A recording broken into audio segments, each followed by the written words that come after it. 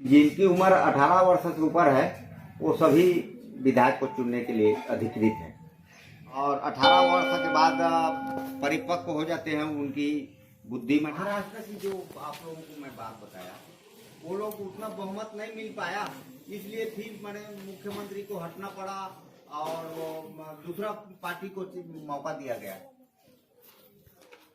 जब तक बहुमत नहीं रहेगी तब तक सरकार में बैठने का किसी का अधिकार है ही नहीं।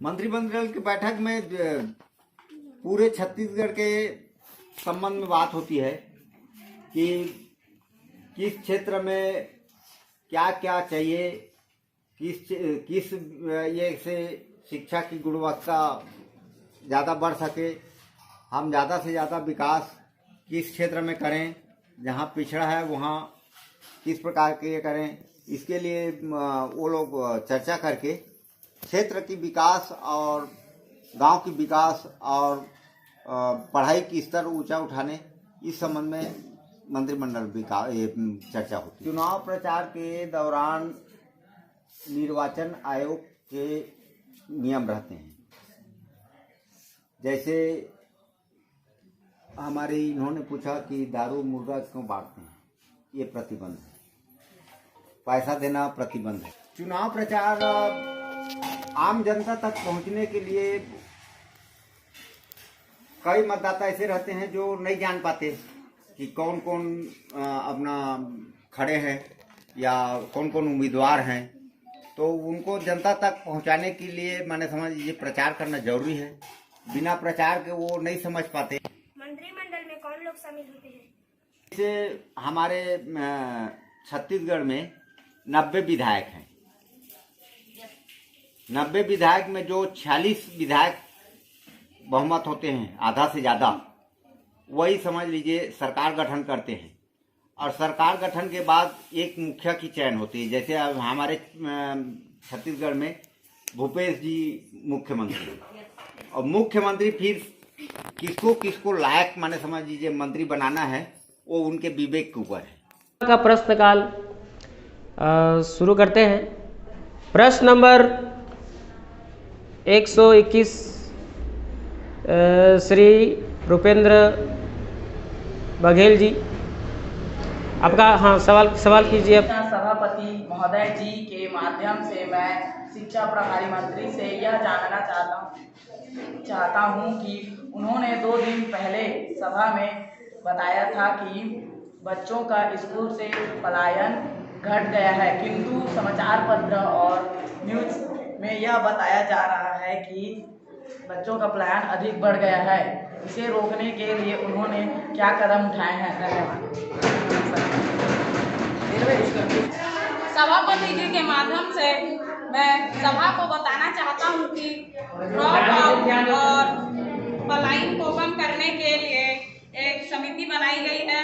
इस समिति से लोग स्कूल जाकर कार्यवाही करेंगे, जिससे इसकी जानकारी हमें जल्दी पता चलेगी। माननीय सभापति महोदय जी, मैं आपके माध्यम से मोबाइल मंत्री से यह पूछना चाहती हूँ कि जिस प्रकार बच्चे मोबाइल के कारण बिगड़ रहे हैं, उसमें गेम ज़्यादा खेल रहे हैं और उसमें समय ज़्यादा बिता रहे हैं, वे उससे प्रभावित हो रहे हैं। इसको लेकर आपने क्या कार्य किया है? माननीय सभापति जी के माध्यम से मैं जवाब देना चाहता हूँ कि हमने एक कमेटी बनाई है जो कि स्पेशल माता पिता को समझाएंगे कि बच्चों के लिए मोबाइल पर गेम खेलना और ज़्यादा समय बिताना नुकसानदेह है। इस पर हमारी कमेटी काम करती है। धन्यवाद। माननीय सभापति महोदय जी, इस चर्चा में सदन के सभी सदस्यों ने बहुत ही अच्छे ढंग से अपनी अपनी बातें प्रस्तुत की हैं, अपने अपने विचार रखे हैं। एक नई सोच के साथ काम करने की इच्छा और अपेक्षा के कारण हमें यहाँ आकर के सेवा करने का मौका मिल रहा है। हमारे मंत्री सदस्य बहुत अच्छे से कार्य कर रही हैं। इस कारण हमारा ये राज्य विकास कर आगे बढ़ रहा है। सब अपना अपना कार्य बहुत ढंग से कर रहे हैं। धन्यवाद।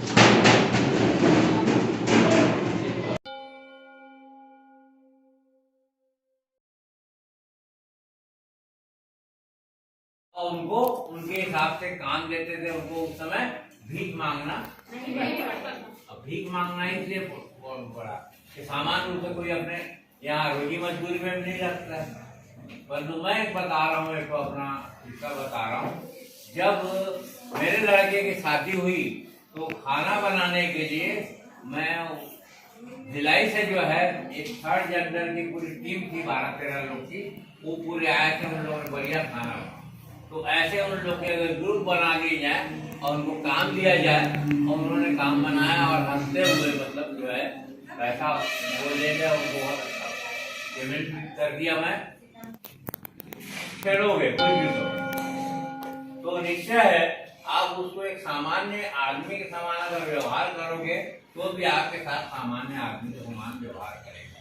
परंतु आप उसको छेड़ने की प्रक्रिया, उसका उपहास करने के हिसाब से अगर मान लो उसको आप बात करोगे तो वो क्या है, अपनी उपेक्षा समझेगा और उसका वो जवाब देगा, वो ऐसा जवाब देगा कि आपको बुरा लगे।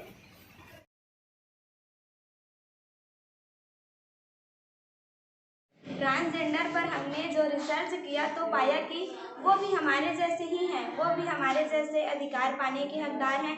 उन्हें भी जो जो हमें प्राप्त है वही प्राप्त होना चाहिए। ट्रांसजेंडर के बारे में हमने रिसर्च किया और यह पाया कि समाज के लोग उनके साथ भेदभाव करते हैं और उनको काम नहीं देते।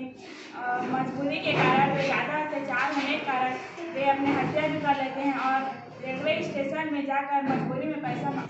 थर्ड जेंडर के रिसर्च के दौरान हमने सीखा कि थर्ड जेंडर हमारे तरह है और उन्हें भी हमारे जैसे मौलिक अधिकार है। उनको भी समानता का अधिकार है, वो भी हमारे साथ रह सकते हैं। उनके साथ हमें सामाजिक भेदभाव नहीं करना चाहिए। इस तरह कानून हमें सभी चीज़ का अधिकार देता है, उसी तरह उनको भी कानून ने अधिकार दे दिया है। तो समाज का यह कर्तव्य बनता है कि उनको अधिकार दिलाए। ट्रांसजेंडर के बारे में रिसर्च करके हमने यह पाया कि